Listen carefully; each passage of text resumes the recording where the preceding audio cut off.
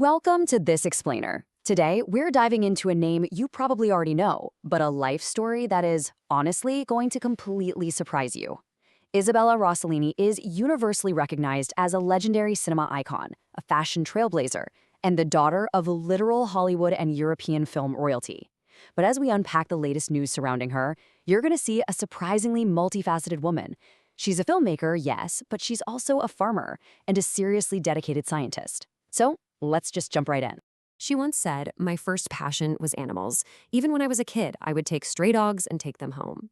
It's such a beautiful, simple statement, right? But it completely rewires how we view her. Think about it. How does someone who starred in cinematic masterpieces like Blue Velvet and who has spent decades walking the most glamorous red carpets on Earth consider stray dogs her first true passion?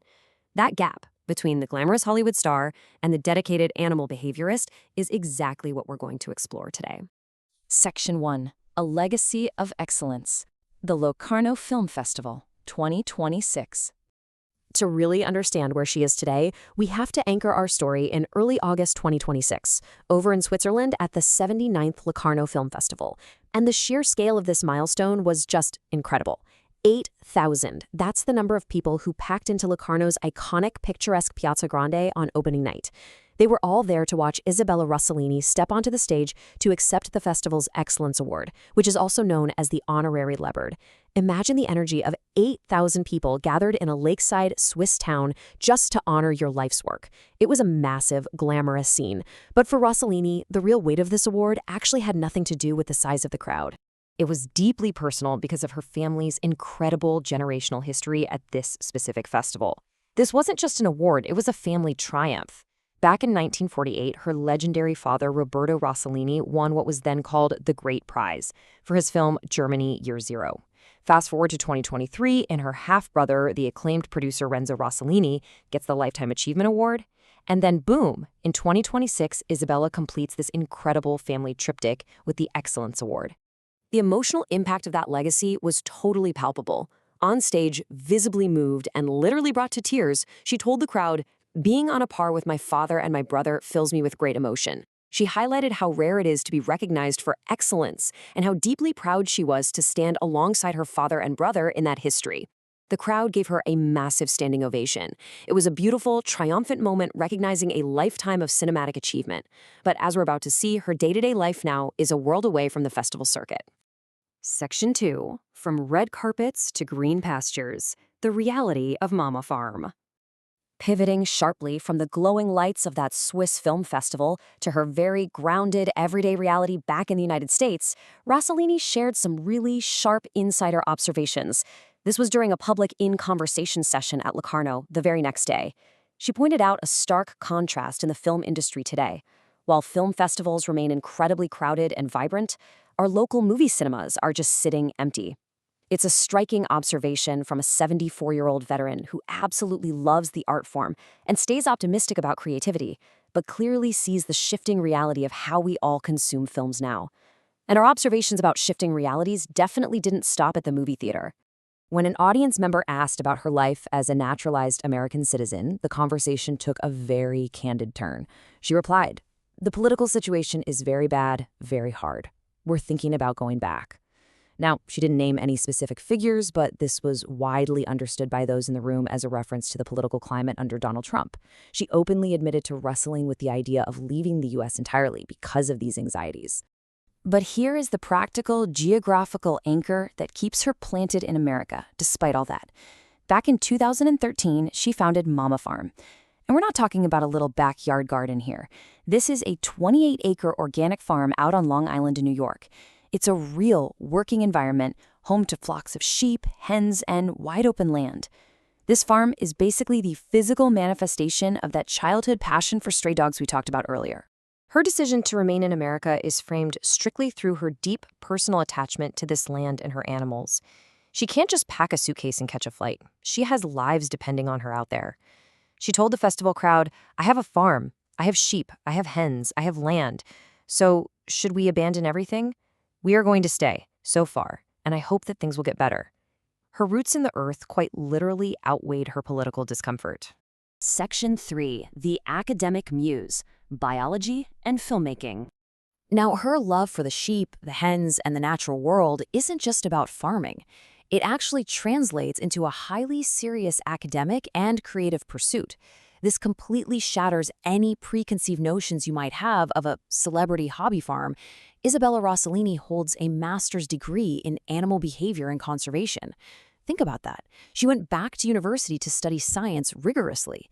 This credential proves that her fascination with animals is a deeply scholarly pursuit, driven by a genuine desire to understand the natural world on a fundamental biological level.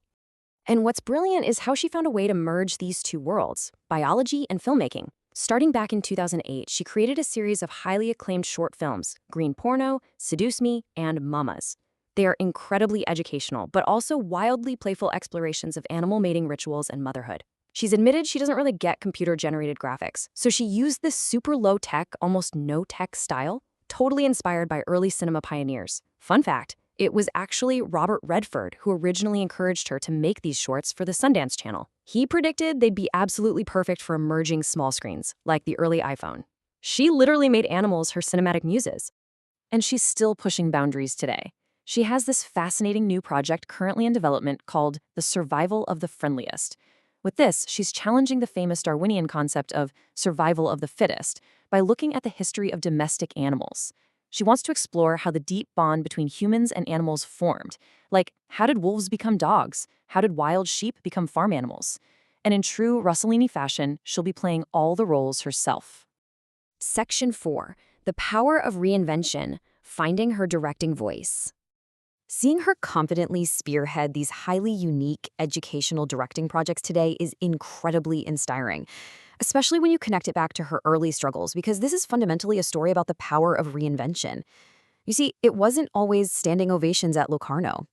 After her first major film role in the movie The Meadow, directed by the Taviani brothers, she faced absolutely brutal criticism.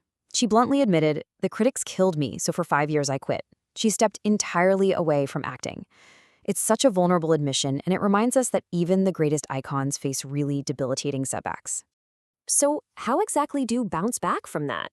Well, she pivoted to modeling, and it was there, working with photography legends like Richard Avedon, that she actually rebuilt her confidence. Avedon gave her this brilliant piece of advice that totally changed her perspective. He told her that models are essentially like silent movie stars. You don't have lines to memorize, the camera is just there purely to shoot your emotion. That reframing allowed her to act without speaking. It slowly repaired her creative confidence until she was finally ready to return to the screen, and eventually to step behind the camera as a director. Today, as a confident director, her voice is incredibly distinct. And perhaps one of the most revealing insights of this whole explainer is how she views diversity in the natural world. She notes how people argue that being gay or trans is against nature, and she uses her biological knowledge to emphatically say it is absolutely not. The sheer diversity of the natural world constantly amazes her. She says, "I don't sit down to write something political or poetic, but I discover that earthworms are hermaphrodites. I am just always so surprised. That's my inspiration, not politics." She literally finds poetry and endless artistic inspiration in the actual surprising mechanics of nature itself. Section 5. A multifaceted icon. What we can learn. So let's bring this all together. What an amazing journey we've mapped out today. Isabella Rossellini isn't just carrying the torch of her family's legendary cinematic history, she's forged an entirely unique path of her own. She took early rejection and spun it into a reinvention through modeling. She took a childhood love for stray dogs and turned it into a master's degree in animal behavior, a 28-acre working farm, and a series of groundbreaking, joyful short films. She's an actress, a director, a scientist, and a farmer. All of which leaves us with this final thought. We so often look to grand, dramatic events for our artistic or personal inspiration. But Isabella Rossellini, she looked down at the soil of Mama Farm. So if an international cinema icon can find her greatest inspiration, her most profound surprises, in the biology of earthworms and the behavior of farm animals, where might you find yours if you just looked a little closer at the world around you? Keep learning, and I'll see you in the next explainer.